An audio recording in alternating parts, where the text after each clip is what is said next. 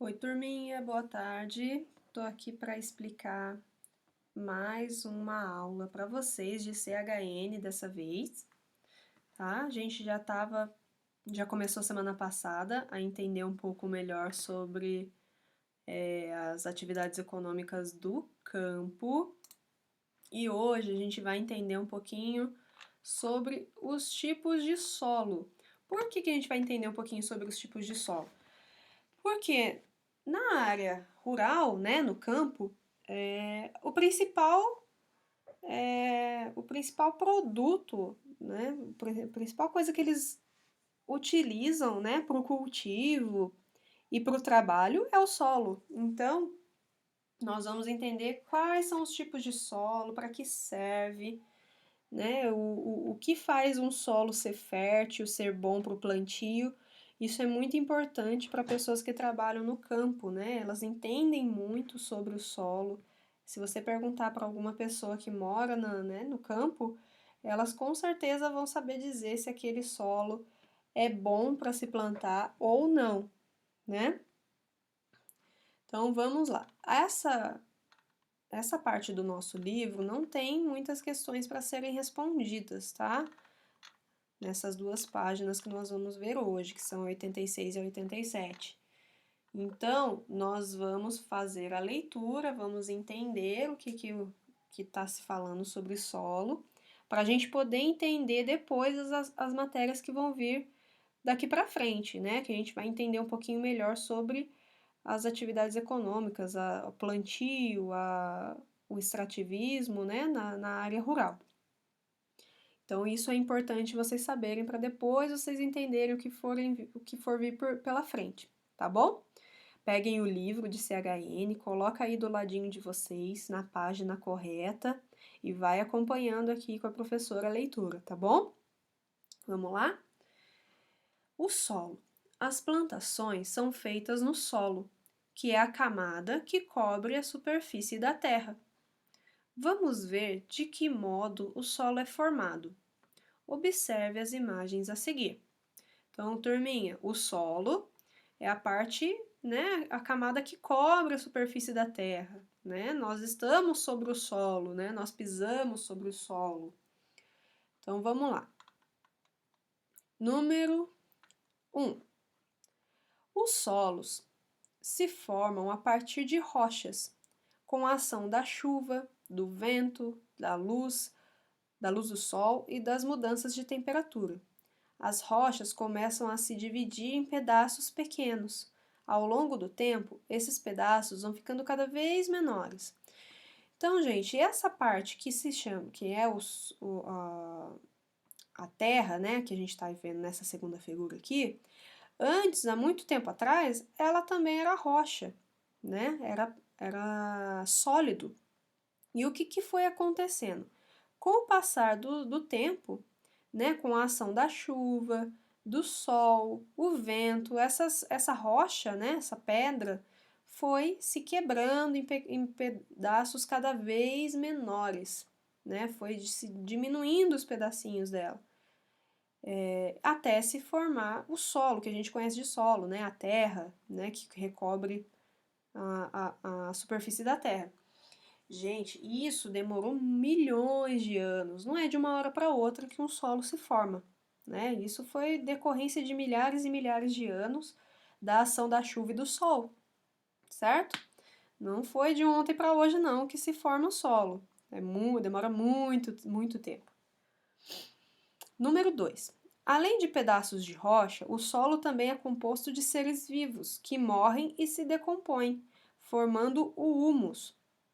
No solo, o humus contribui para o crescimento das plantas porque é rico em nutrientes. Então, gente, além, né, da rocha que foi se quebrando e se formando em pedacinhos cada vez menores para formar o solo, nesse solo aqui tem,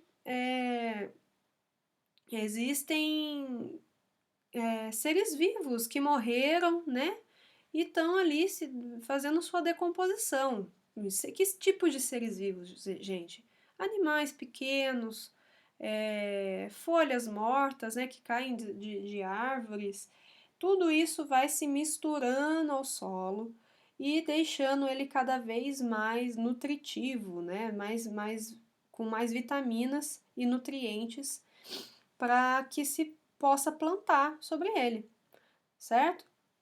Vocês já ouviram falar que pessoas fazem compostagem para colocar na terra, para o solo ficar mais fértil? O que é compostagem? A compostagem são restos de comida, de frutas, de cascas, que são orgânicos, né? Que a gente vai colocando na terra para poder, e com a sua decomposição, deixar a terra com mais nutrientes, né?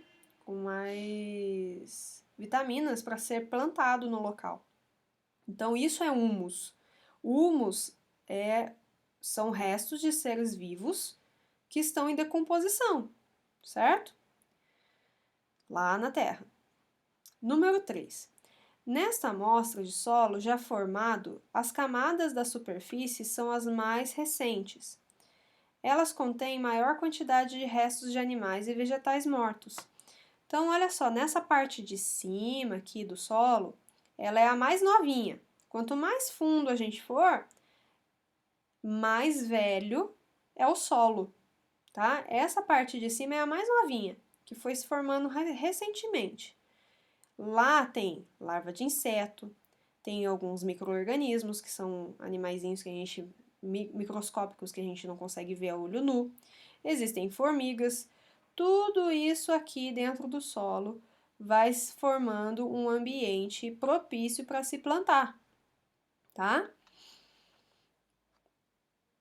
Aqui.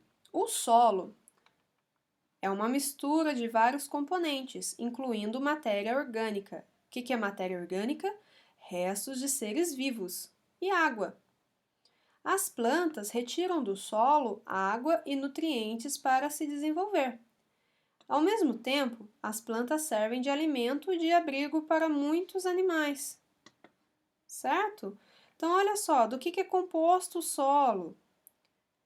São vários componentes, né? Várias coisas tem no solo. Tem micro-organismos, tem larva de inseto, tem formiga, tem matéria orgânica, que são restos de seres vivos, restos de folhas, restos de plantas, restos de animais mortos, né? Que vão se decompondo e se transformando em nutriente, né? Para o solo.